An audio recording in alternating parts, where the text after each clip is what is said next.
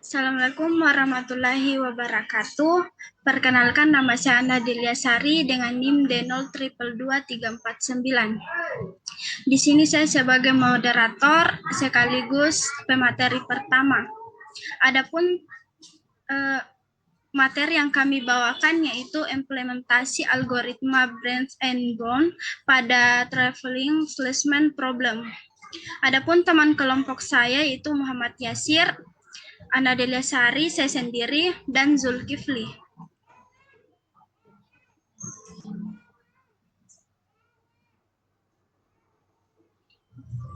Baik, yang pertama itu algoritma branch and bound atau biasa disingkat dengan B dan B merupakan metode pencarian solusi di dalam ruang solusi secara sistematis yang diimplementasikan status dinamis. Persoalan optimasi yaitu meminimalkan atau memaksimalkan suatu fungsi objektif yang tidak melanggar batasan persoalan. Next.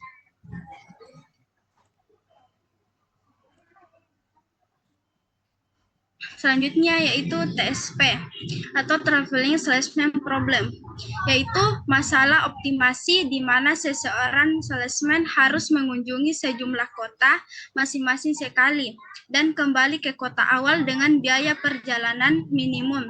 Implementasi ini menggunakan algoritma branch and bound untuk menemukan solusi optimal dengan meminimalkan jumlah jalur yang dievaluasi melalui proses pemangkasan pruning jalur yang tidak menjanjikan, atau dalam konteks ini adalah masalah optimasi di mana kita memiliki sejumlah kota dan biaya perjalanan antara setiap pasangan kota, yaitu tujuannya untuk menemukan jalur terpendek yang memungkinkan seseorang salesman untuk mengunjungi setiap kota tepat satu kali dan kembali ke kota asalnya.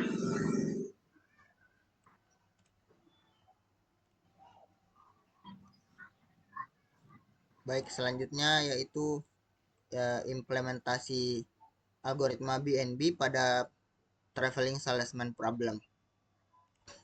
Nah, di sini sebagai contoh itu kita ada empat titik, yaitu titik A, B, C, dan D. Nah, ini dapat diinisialisasikan sebagai masing-masing, yaitu kota A, kota B, kota C, dan kota D.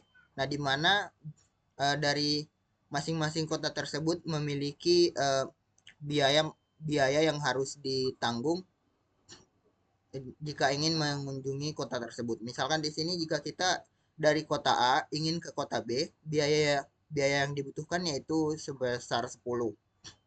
Sedangkan jika dari kota B ke kota D yaitu 25, dari kota C ke kota D 30. Nah, begitupun sebaliknya karena vertex yang digunakan ini merupakan bukan vertex berarah, sehingga bobot dari masing-masing jarak itu timbal balik begitu. Bisa dari A ke B ataupun dari B ke A, bobotnya tetap sama. Kemudian sebelum diproses menggunakan program, nah ini harus diubah terlebih dahulu ke dalam bentuk graf. Contohnya itu dalam bentuk seperti ini, dalam bentuk kolom seperti ini, di mana baris A itu berarti kota A, baris B kota B, baris C kota D, dan baris D kota D. Sorry, tadi baris C itu kota C. Nah, kemudian jika dilihat dari masing-masing kolomnya, itu berarti jika kita melihatnya dari sini, dari baris A ke kolom A, itu berarti bobot dari kota A ke kota A. Nah, karena kota A ke kota A itu dirinya sendiri, maka bobotnya itu 0. Nah, selanjutnya di sini dari kota A ke kota B bobotnya 10. Begitupun seterusnya. Selanjutnya itu sebelum melakukan proses pencarian, kita perlu menghitung lower bound terlebih dahulu. Nah, lower bound yang dihitung ini itu dihitung dari lower bound kota awalnya. Nah, di sini tuh contohnya kita menggunakan kota A sebagai kota awalnya. Adapun rumus untuk menghitung lower bound yaitu eh, jumlahin di ini ditambah ya. Jumlah in ditambah jumlah outnya dibagi 2. Contohnya di sini eh, in maksudnya yaitu dari kota apa saja yang dapat ke kota tersebut. Contohnya di sini pada baris A. In kota A berarti itu kota apa saja yang dapat ke kota A. Nah, sebagai contoh di sini jika ingin melihat kota apa saja yang dapat ke kota A, itu kita lihat dari kolomnya. Sorry.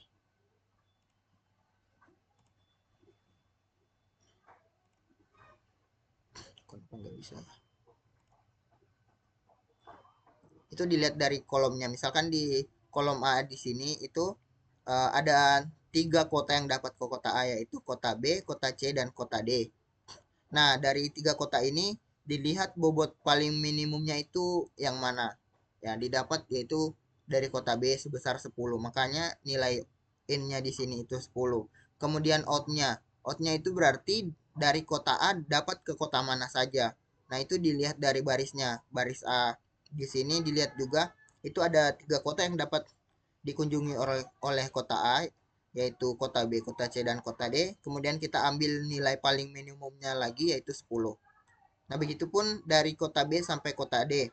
Kemudian semua isi dari kolom ini dijumlah, kemudian dibagi 2. Sehingga didapatlah lower bound awal, yaitu 55. Oke, selanjutnya setelah mendapat lower bound awalnya, nah kita mengekspand uh, kota awalnya ini. Nah, dari kota awal ini dapat ke berbagai kota lagi. Ada 3 pilihan kota selanjutnya, yaitu ke kota B, kota C, dan ke kota D. Sehingga di sini diekspand ke kota B, ke kota C, dan ke kota D. Nah, sebelum itu kita harus menghitung lower bound dari masing-masing kota tersebut. Pada contoh pertama yaitu dari kota A ke kota B. Nah, maksud dari kota A ke kota B ini sudah dapat dipastikan ada 2 nilai yang pasti, yaitu kota A cuma dapat ke kota B, maka dilihat dari kolom A ke B itu 10, makanya nilainya di sini nilai outnya itu 10. Kemudian yang dapat ke kota B itu cuma kota A, maka dilihat di sini dari kota B cuman yang dapat ke kota B itu cuman kota A saja, maka nilainya juga 10 di sini. Kemudian yang lainnya itu dihitung sama dengan sebelumnya. Sehingga lower bound yang didapat itu masih 55 karena tabelnya tadi itu masih sama dengan yang ini. Selanjutnya, jika dari kota A ke kota C. Nah, dari kota A ke kota C kita dapat memastikan 2 hal lagi, yaitu kota A cuma dapat ke kota C. Nah, maka dilihat di sini dari kota A ke kota C itu biayanya 15, maka outnya 15. Kemudian eh, yang dapat ke kota B itu cuman kota A. Maka dilihat di kolom C baris A itu 15, makanya di sini 15 juga. Kemudian yang lainnya diisi sesuai dengan seperti sebelumnya. Kemudian dijumlahkan lagi lalu dibagi 2. Nah, di sini didapat 57,5. Namun untuk mendapatkan hasil yang bagus ini harus dibulatkan ke atas. Jadi 58. Selanjutnya dari kota A ke kota D. Di sini juga dapat dipastikan 2 hal, yaitu kota A cuma dapat ke kota D. Maka dilihat dari kolom A, baris A, kolom D itu 20. Sedangkan yang dapat ke kota D itu cuman kota A. Makanya kota D dilihat dari kolom D baris A itu 20 juga. Makanya di sini innya 20. Lalu dijumlah lagi kemudian dibagi 2 didapat lower boundnya yaitu 60. Sebelum itu setelah didapat semua lower boundnya di sini, lower bound dari A ke B itu 55, dari A ke C itu 58, dari A ke D itu 60. Nah, kemudian kita bandingkan mana lower bound yang paling rendah. Lower bound yang paling rendah didapat pada kota A ke kota B yaitu sebanyak 55. Kemudian vertex ini diekspand lagi, di mana ada 2 pilihan, yaitu ke kota C atau kota D. Karena kota A dan kota B kan sudah dilalui. Jadi pilihannya itu cuma ke kota C maupun ke kota D. Lalu di sini kita hitung lagi lower bound dari masing-masing ekspansi ini. Nah, di sini misalkan dari kota A ke kota B lalu ke kota C. di sini ada 3 hal yang pasti, yaitu kota A cuma dapat ke kota B, sedangkan kota B cuma dapat ke kota C. Lalu yang dapat ke kota C itu cuma kota B, dan yang dapat ke kota B itu cuma kota A. Makanya nilai-nilainya itu begini. Terus dijumlahkan baru dibagi 2 dapat lower boundnya itu 78.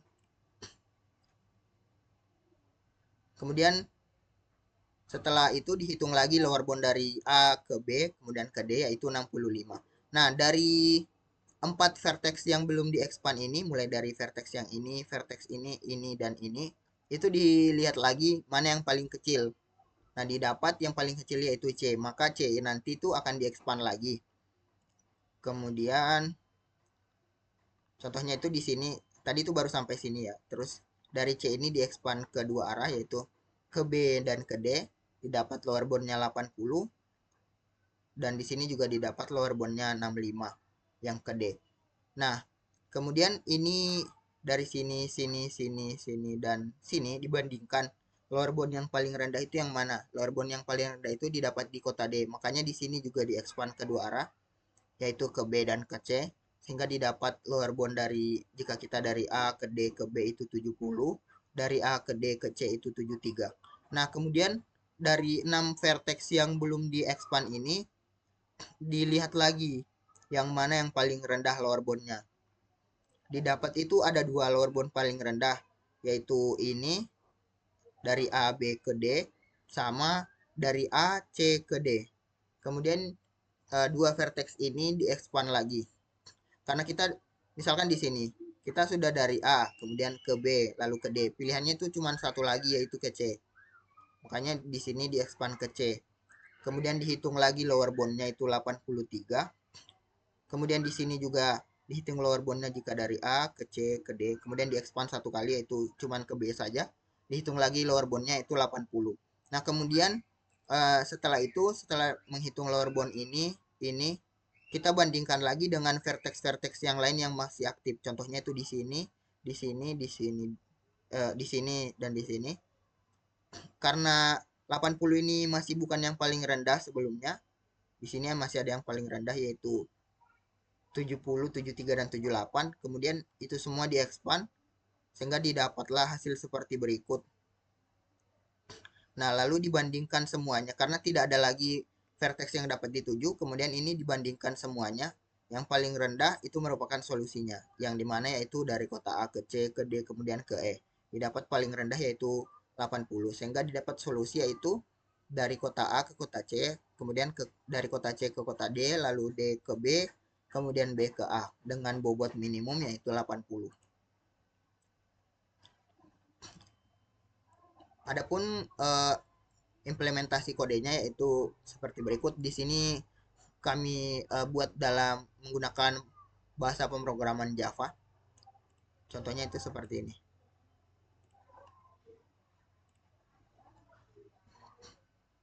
Nah, kemudian untuk ininya tes kodenya, di sini graf yang digunakan itu sama persis dengan yang ada di contoh sebelumnya. Nah, di sini didapat dari kota 1 ke kota 3 ke kota 4 lalu ke kota 2 kemudian ke kota 1 lagi. Nah, kota 1 ini dapat diinisialisasikan sebagai kota A, kemudian kota 3 itu kota C, kota 4 kota D, kota 2 berarti kota B, dan kota 1 berarti kota A dengan bobot minimum yaitu 80.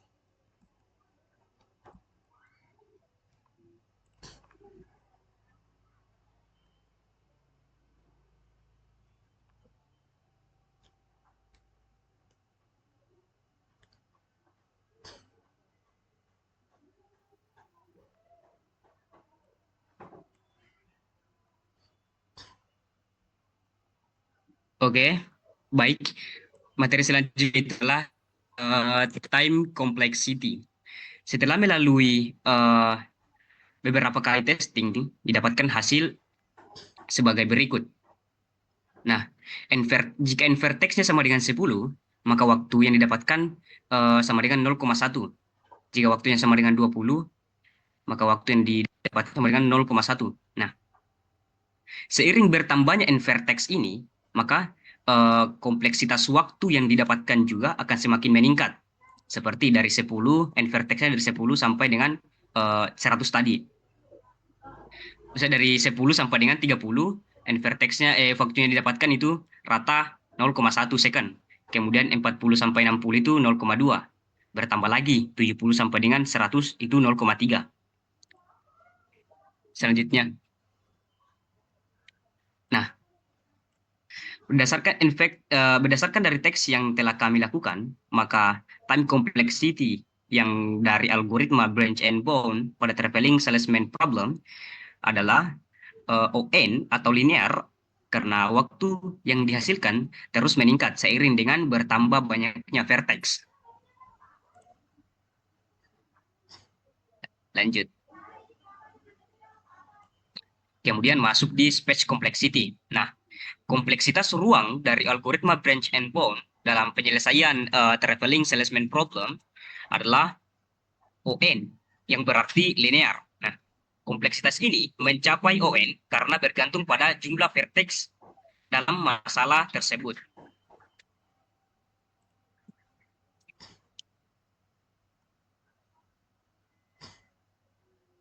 Baik, kesimpulan daripada materi kami tadi, yaitu presentasi menjelaskan konsep dan implementasi algoritma branch and bound untuk menyelesaikan traveling salesman problem. Nah, algoritma ini mampu menemukan solusi optimal dengan meminimalkan jumlah jalur yang dievaluasi melalui proses pemangkasan jalur yang tidak menjanjikan. Baik, itu saja materi yang bisa saya bawakan. Saya lempar ke moderator.